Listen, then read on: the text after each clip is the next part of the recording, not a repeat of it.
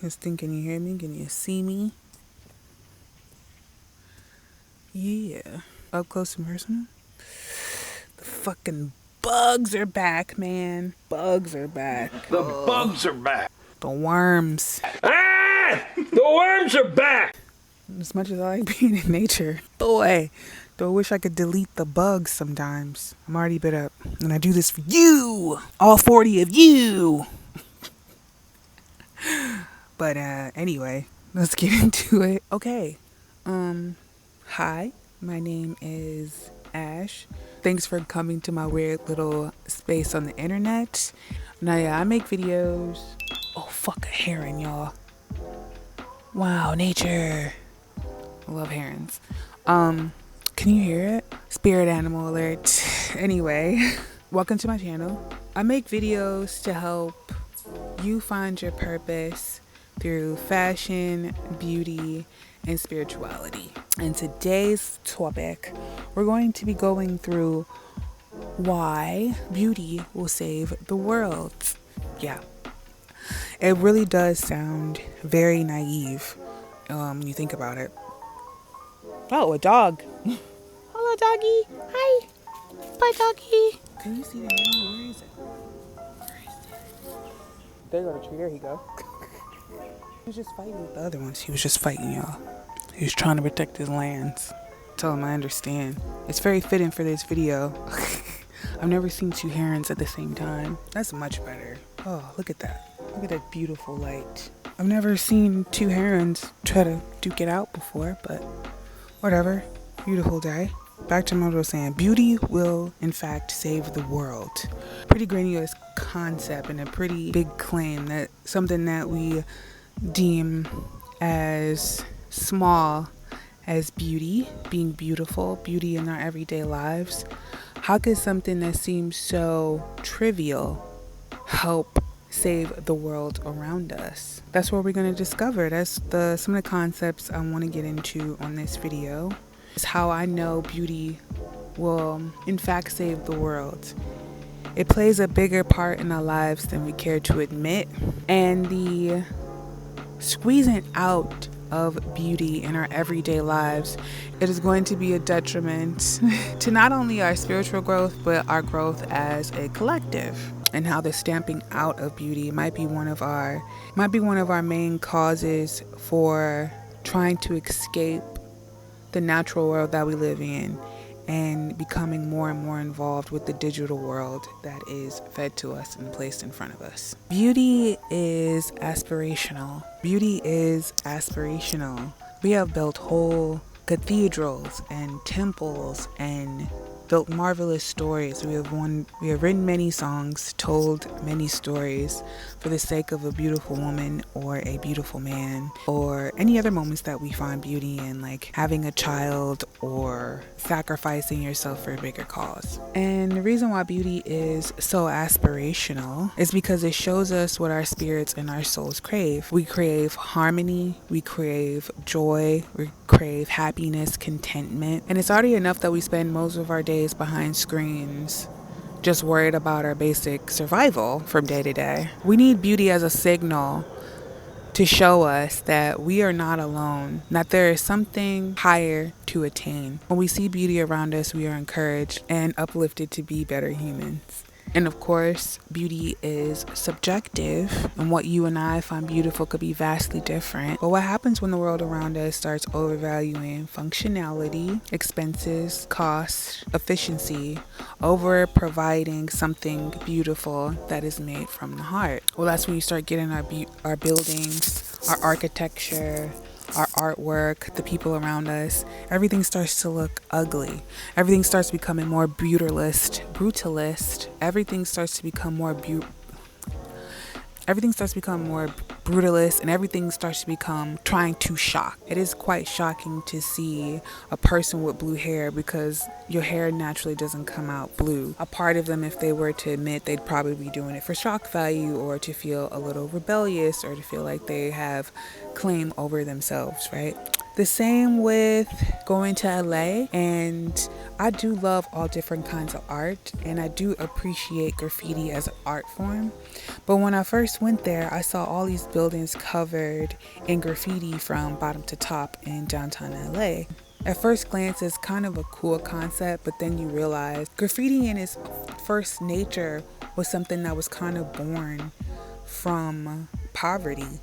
It was kids trying to make their mark in a world where they feel like they were not seen and heard. So they would inevitably, a part of their artwork, correct me if I'm wrong, they would vandalize buildings to make themselves seen. Since graffiti was birthed from those kind of circumstances, it doesn't, let's just be real, it doesn't look good. Like, it does not look beautiful to see graffiti, because the birth of graffiti is vandalism. No one really gave permission for the kids who were part of the graffiti scene to do those things. So therefore, it's a problem because it's breaking a pretty big rule. I could also say that graffiti was born from some kind of resentment and anger at their circumstances. So they figured, why not? Why not express myself in a way on top of a building, on a train? Why not express myself in this way? Which I totally understand. Being in a survival mode is not good for the heart or the soul. But my point being is that it didn't look beautiful. It looked like a sign of desperation. Once we see this desperation like this on a wider scale, even our McDonald's are ugly. Wendy's have become ugly. Remember how beautiful a Wendy's used to look? Almost like a 90s utopia with that like sunroom, like with the, I'll put a picture up with that glass sunroom kind of. Seeing all of this ugliness kind of take over, it signals a shift in our consciousness. It shows us how we feel as a nation and on an individual level, and it shows just how nihilistic and joyless we are truly feeling on the inside if we don't have the inspiration to create something beautiful that says this needs to look beautiful, warm and inviting, instead of cost effective. People are in and people are out. They're not really enjoying these spaces anymore. It just shows the shift in our consciousness towards nihilism and depression. When you see beautiful things, you see the meaning of life. You need contrast to ugliness, or that's all you would believe exists. If everything that you saw was ugly, you would never know what a beautiful picture or painting or a beautiful moment would look like. You'd become desensitized to beauty. You would not have anything to strive for if everything you were looking at were ugly. To know beauty is to know divinity. Beauty is the view of the microcosms reflecting the macrocosms, which is another reason why my channel is so geared towards being beautiful and living your best life and getting yourself in shape, is because it's not just for a vanity project or for selfish reasons. And even if it was, that would be okay. It's just to let others know that they can aspire for greatness. They can aspire for their highest potentiality. Even when all feels hopeless, there is something to fight for. Beauty allows you to see there is something to strive for. There is something that is outside yourself, something that is outside your suffering and your daily mundane activities that's just around the corner, always waiting for you if you choose to see it. I don't know if y'all remember those statues that was placed in Town Square in Italy, of like the black woman who she looked like me but just way plainer, dreads, and I think the other one was holding a cell phone, and people were in an uproar because people was like, well, that's ugly, we don't want our artwork to look like that. And I couldn't agree more. Why would you want mediocrity? Why would you want to be proud of mediocrity? I think people forget that the reasons why models look the way they do, the Taj Mahal looks the way it does, the Notre Dame looks the way it does, is it was supposed to be a signal for what is great, not for what is mediocre.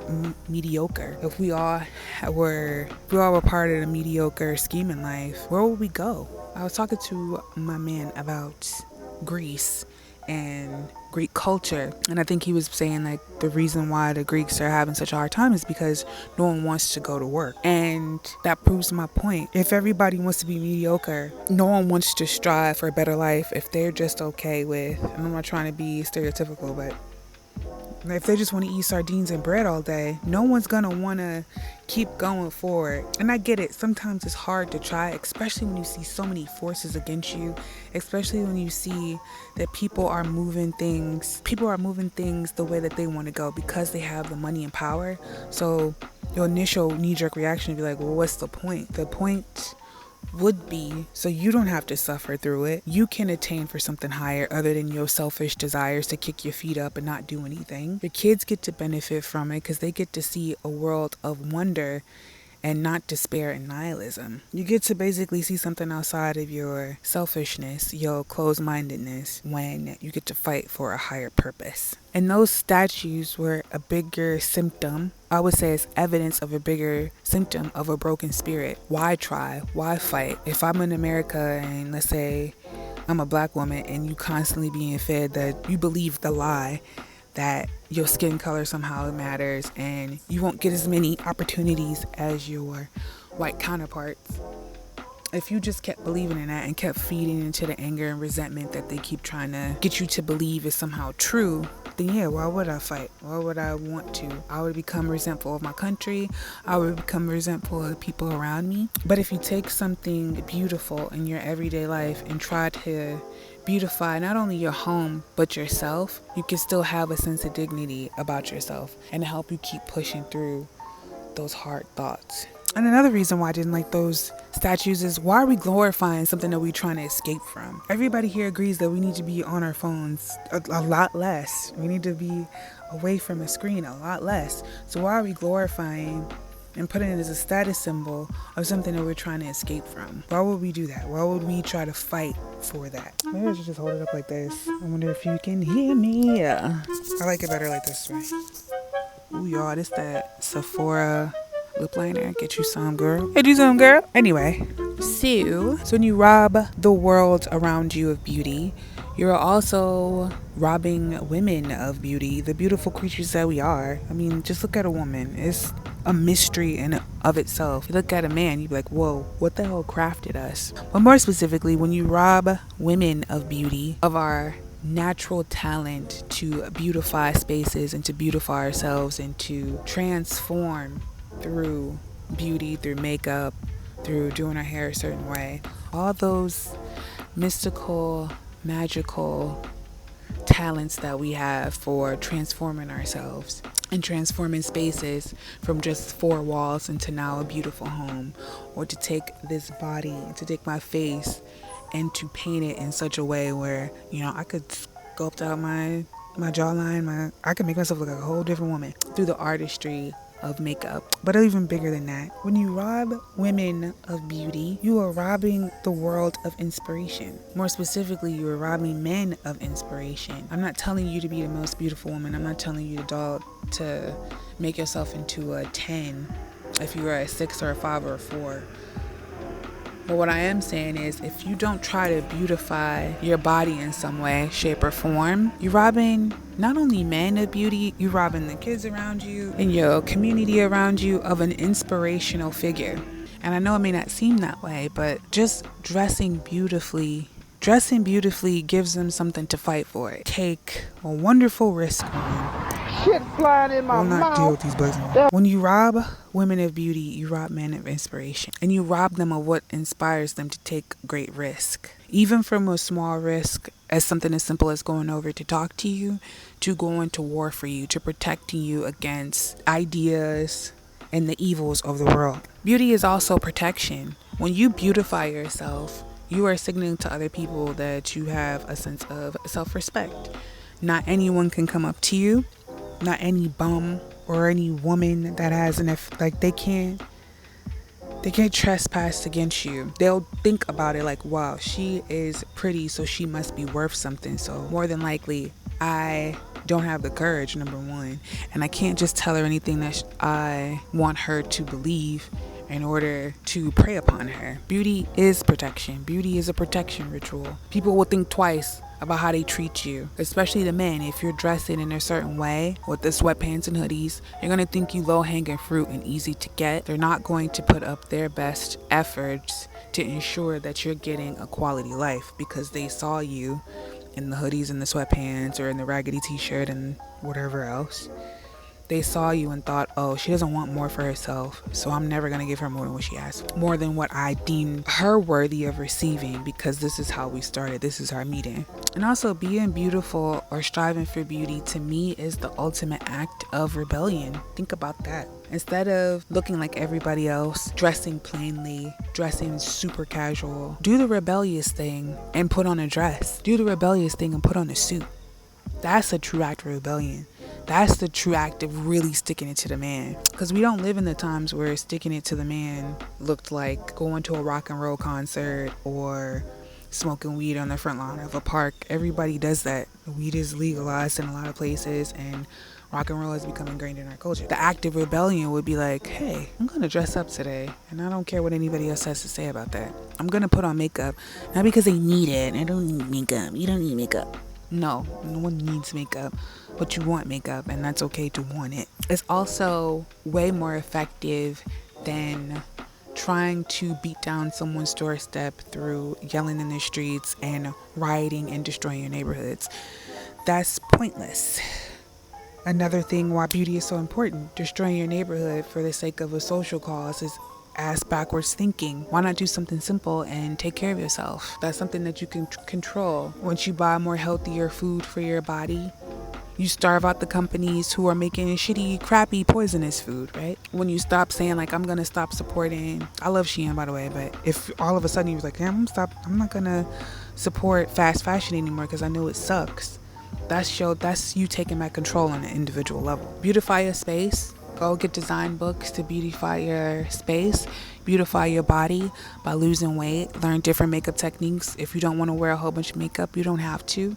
Focus on your wardrobe. Focus on your wardrobe speaking. Focus on your wardrobe being an act of rebellion. No more ugly Temu products, no more ugly toothbrushes. There's so many ways you can beautify yourself, your space around you, without having to compromise, spend too much, a little bit at a time. You know, you want to go see beautiful things, leave your phone at home or in your car, go to a museum, go to a park, get yourself reacquainted with beauty again so it doesn't feel so foreign. So you really can soak in the importance of why having beauty around you is such a necessity. I think that's it. For my critique on how I know beauty will save the world. Because how you do one thing is how you do everything. And we have to start somewhere. To reclaiming the control of our lives, we have to start somewhere. And beauty, especially for women, is the easiest way that you can start to gain back control over your life. I thank you for watching. Thank you for all the likes and subscribes and the comments. I'm truly grateful for it all, and I can't wait to see you in the next one.